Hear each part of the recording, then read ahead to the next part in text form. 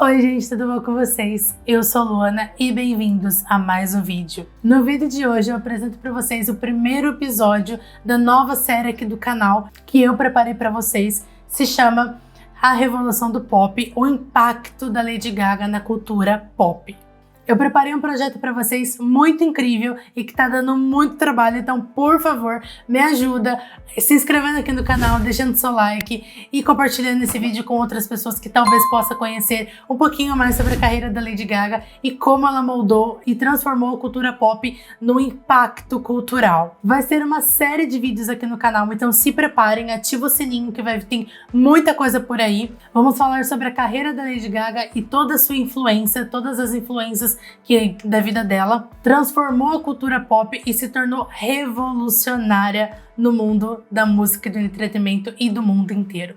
E neste primeiro episódio eu separei para vocês o começo da carreira da Lady Gaga. Vamos entender a cabeça da Lady Gaga, como funcionava antes dela se tornar famosa, antes dela se tornar Lady Gaga, tá bom? Então já desce a tela e se inscreve aqui no canal, deixa seu like que ajuda muito a divulgação e venha fazer parte da nossa comunidade. Não se esquece de ativar o sininho para receber as notificações de quando é lançado esses vídeos novos, tá bom? Porque eu prometo para vocês que vai estar super interessante, vocês não podem perder nenhum, ok? Então vamos lá!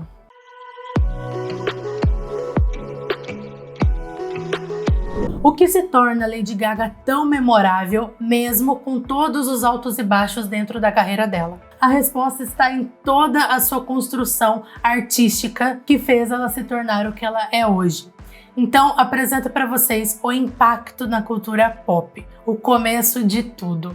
Antes de se tornar a Lady Gaga que todo mundo conhece, Stefani Joanne Angelina Germanotta, nascida e criada em Nova York e de família italiana, já se destacava de todos os demais e provava que desde pequena era diferente e já tinha o seu próprio estilo. Stefani aprendeu a tocar piano com apenas 4 anos de idade e adorava criar looks diferentes com o guarda-roupa de sua mãe, Cynthia Germanotta, abusando dos seus saltos, roupas, vestidos, batons, maquiagens, tudo. Aliás, o amor pela moda veio da própria mãe. Stefani provou ser tudo menos clássica e quando ela era mais nova, as pessoas riam da cara dela na escola por ela ser meio dramática e se vestir de meio dramático. Mas era tudo uma preparação para o que estava por vir. Ninguém ainda entendia muito bem, mas era só uma preparação para ela se tornar o que ela é hoje. Joseph Germanotta, seu pai, na época era um empresário da internet, e a sua esposa Cynthia era sua sócia.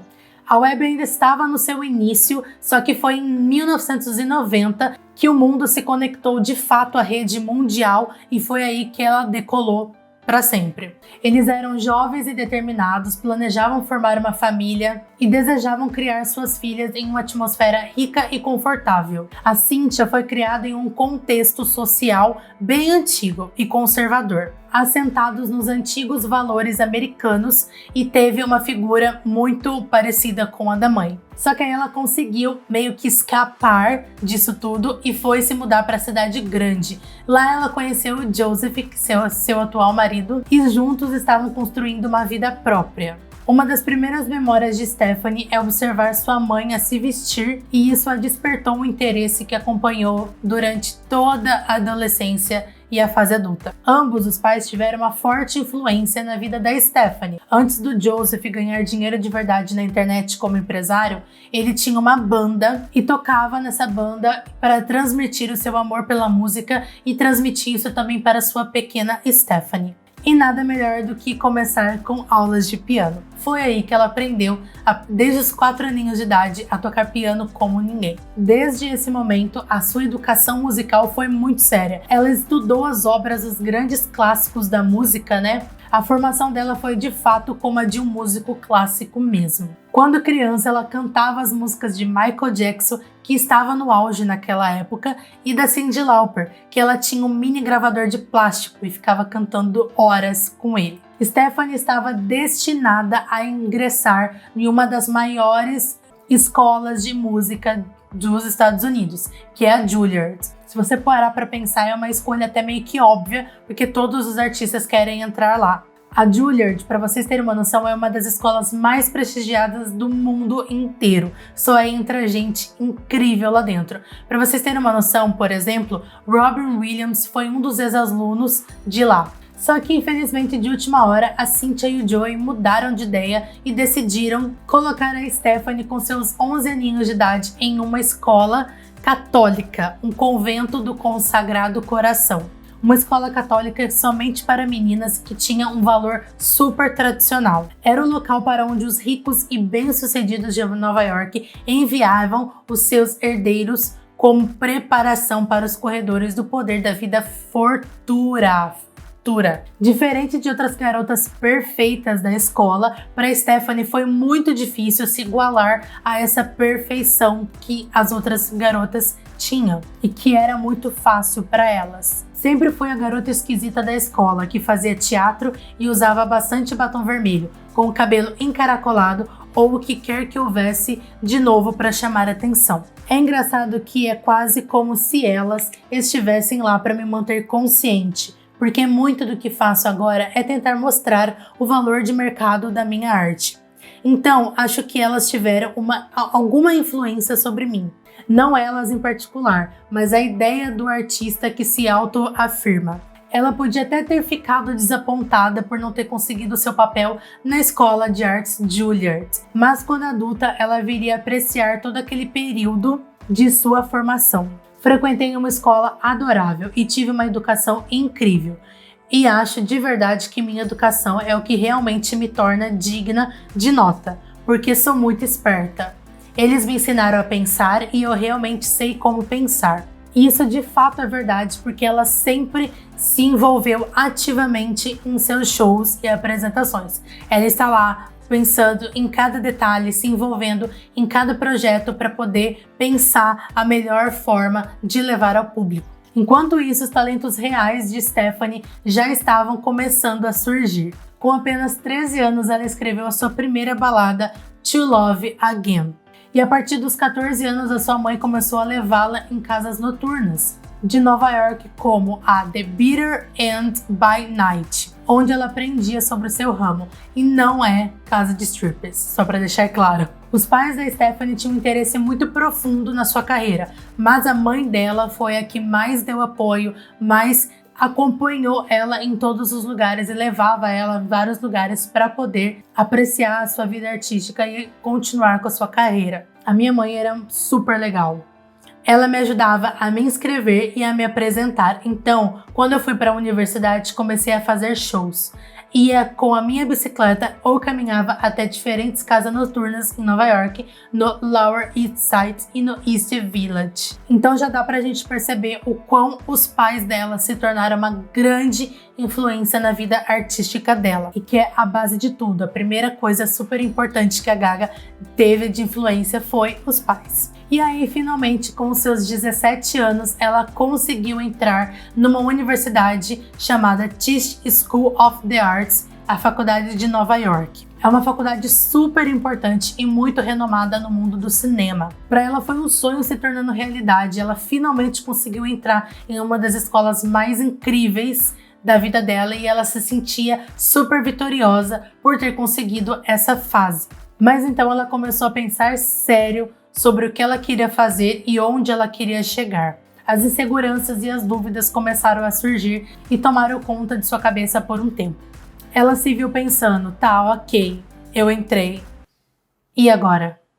Ela recebia conselhos conflitantes de todo mundo, mas estava sem um plano para o seu futuro e não fazia ideia do que queria fazer e onde queria chegar. Ela conta nesse livro aqui que simplesmente aconteceu, pois ela já havia feito teatro no ensino médio e também na universidade. E nessa época também ela já havia se apresentado para um público. Onde quer que ela fizesse show, as pessoas falavam que ela precisava fazer teatro, que ela devia fazer teatro. E quando ela fazia audições musicais, as pessoas diziam que ela era muito pop.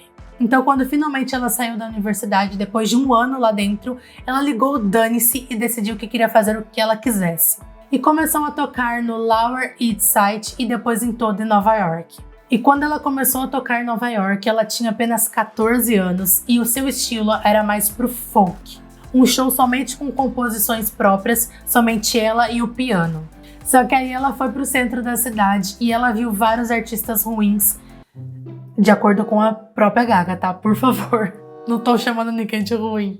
Onde todo mundo reproduzia a mesma coisa e pra ela era um tédio. Ela queria algo novo e original, algo que não existia no mundo por enquanto. E não existia nada mais provocador na época do que fazer música pop underground, ao invés de fazer música underground que se passasse por pop.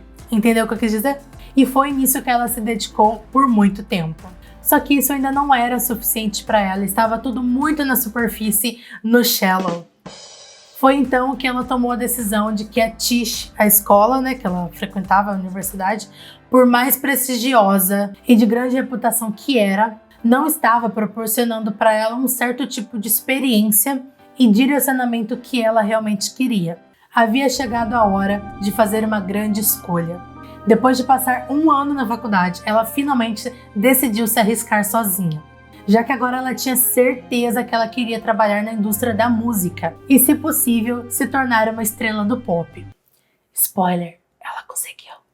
Uma indústria que ela sabia muito bem que era bem competitiva, mas ela sabia que era capaz de se destacar sozinha e foi o que ela fez. Largou a Tisch, mas nem tudo foi como ela realmente desejou. Rápido assim. Stephanie acabou quase estragando tudo antes mesmo de começar. Acabou embarcando em um período altamente destrutivo, se afastando temporariamente de seus pais e colocando até sua saúde e futuro em risco. Assim que ela saiu da Tisch, ela acabou deixando de morar com os pais e foi viver por conta própria, em um pequeno apartamento de Nova York. Tentando se sobreviver e pagar as contas sozinhas, ela precisava ganhar dinheiro, correto? E depois de 6 meses que ela largou a Tisch, ela conseguiu trabalhar como burlesca, uma cantora burlesca. Mas aí meio que foi a perdição da Stephanie. Ela começou a se envolver com drogas e eu não vou entrar em muito detalhe sobre essa fase da Gaga porque realmente é muito pesada. Tem muito disso daqui no livro, tá? Que explica muito sobre isso. Por exemplo, no livro ela conta que quando ela sentia que o efeito estava passando, ela cheirava mais e fazia tudo de novo. Então, assim, é muito pesado. Porém, a única coisa boa que teve nessa fase da vida dela foi que mais tarde acabou rendendo uma música que eu amo, inclusive, Beautiful the Rich. Sim, essa música é sobre essa época da vida da Lady Gaga, ou melhor, da vida da Stephanie. Não é surpresa pra ninguém, né, gente, que a Gaga realmente já falou que se envolveu com drogas e ela começou, infelizmente, muito cedo. E pra ela, era como se ela continuasse a tradição de todo artista torturado como um usuário de drogas, que é uma associação que existiu, assim, por milhares e milhares de anos. Ela queria ser como os artistas que ela amava, viver a vida deles, entender o modo de como eles viram as coisas e como elas chegaram até ali, até a sua arte. E ela realmente acreditava de que aquilo seria a única forma dela fazer para viver o estilo de vida deles. Mas, por favor, meus amores, não usem drogas. Vocês não precisam disso para poder viver essas experiências. A própria Gaga fala neste livro e eu vou ler o texto para vocês. Foi um dos períodos mais difíceis da minha vida, mas foi importante para experimentar, já que isso destravou partes do meu cérebro. Mas eu não encorajaria as pessoas a fazer isso por esta razão. Você pode chegar a todas essas coisas sozinho. Então escutem a Lady Gaga, por favor. Como eu li ali, foi um dos momentos mais difíceis da vida dela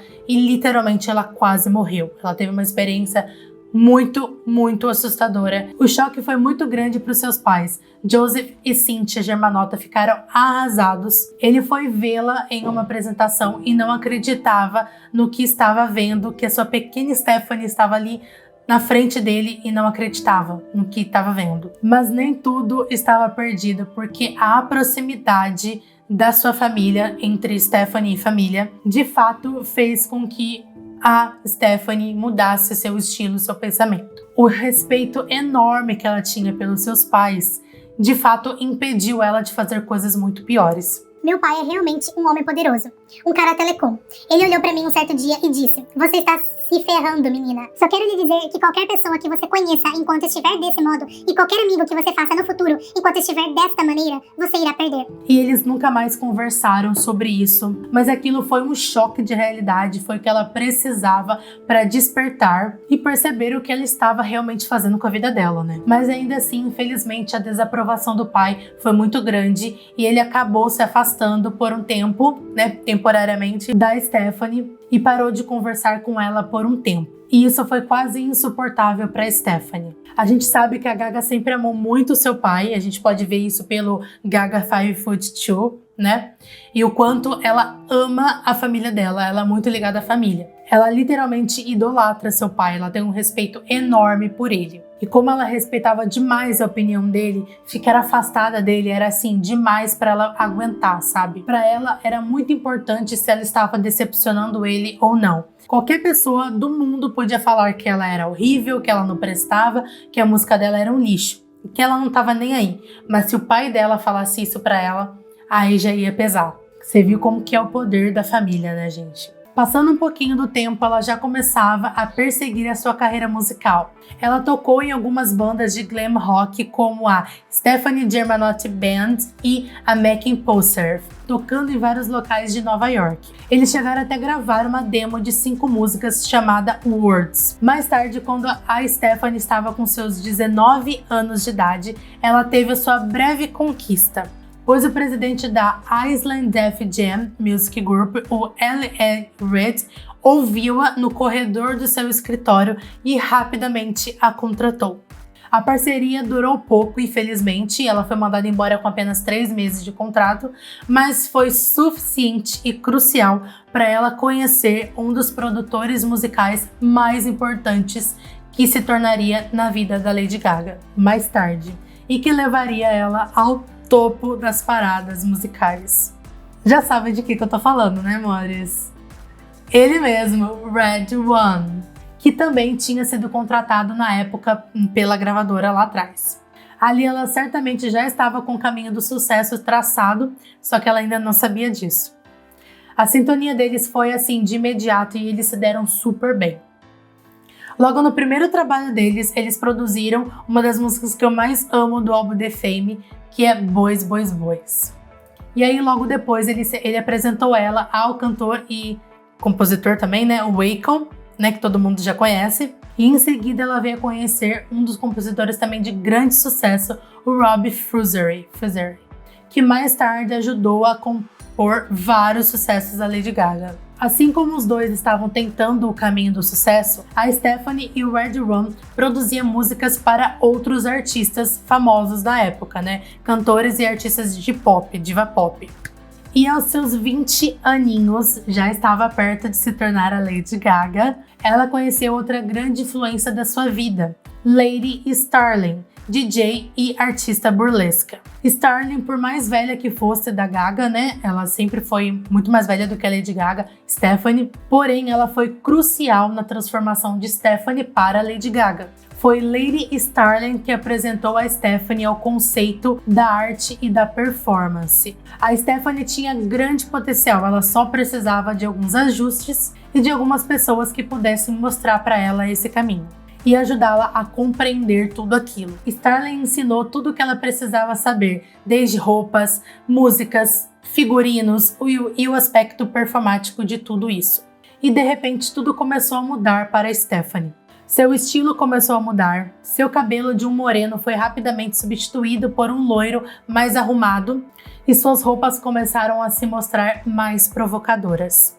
Até a sua música estava se tornando mais refinada. Um belo dia, eles estavam no estúdio trabalhando, compondo, e a música do Queen, Radio Gaga, estava tocando. Foi quando o Red One virou para Stephanie e disse para ela que ela era tão Radio Gaga. Ele achava uma similaridade entre a voz da Gaga e a voz do Freddie Mercury, e certamente ela possuía um brilho luxuriante de Freddie antes de sua morte acontecer em 1991.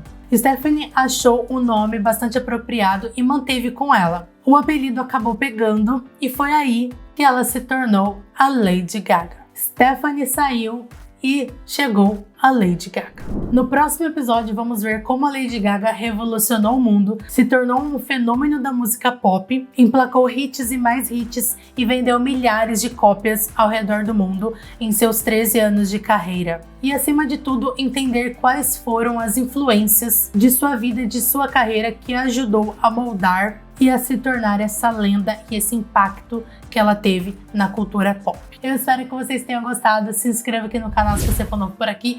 Deixe seu like que ajuda muito na divulgação e venha fazer parte da comunidade. Não se esqueça de ativar o sininho para receber as notificações de quando eu lançar os próximos vídeos dessa série, tá bom? Um beijo e até o próximo vídeo. Tchau!